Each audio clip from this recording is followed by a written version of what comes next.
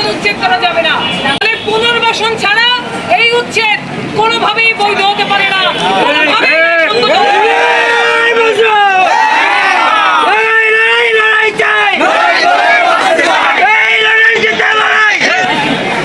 বলে আমাদেরকে পুনর্বাসন করতে হবে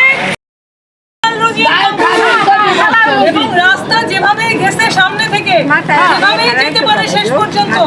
এখানে আপনাদের দোকান 15 ফুট হঠাৎ করে তো রাস্তা হয়ে যাবে না, তাহলে দোকানের কোনো ক্ষতি করার প্রয়োজন হয় না।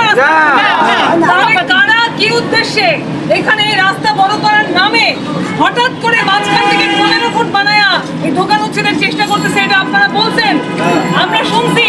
আমরা বলতে চাই পুনর্বাসন ছাড়া কোনো রকম উচ্ছেদ করা যাবে না।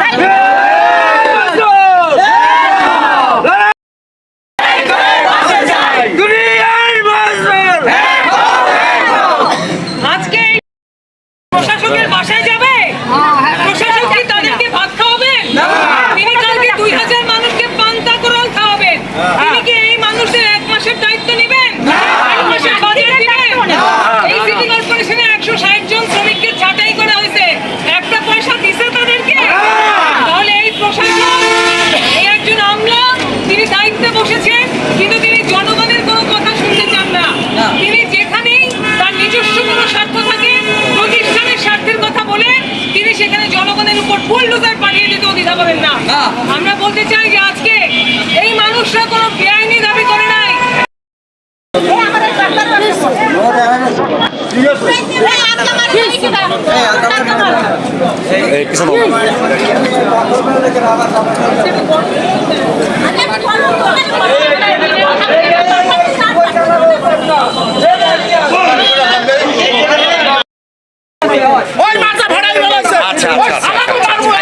না না না না মারামারি করা যাবে না। দুই নেত্রী আছেন এখানে, ওনারা অবশ্যই দেখবেন, অবশ্যই দেখবেন। আপনারা উত্তেজিত হবেন না, আপনারা উত্তেজিত হবেন না প্লিজ।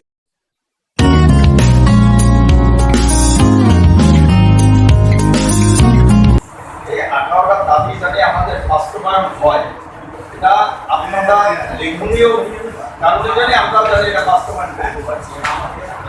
এর আগে আমরা বিশুদ্ধ খাবার পানির ব্যবস্থা করতে হবে। নাম্বার 14, 2 পানির যাত্রী ছাউনির প্রস্তুত করতে হবে। নাম্বার 15, নারী বান্ধব জেপি ও স্বাস্থ্যসম্মত টয়লেটের ব্যবস্থা করতে হবে।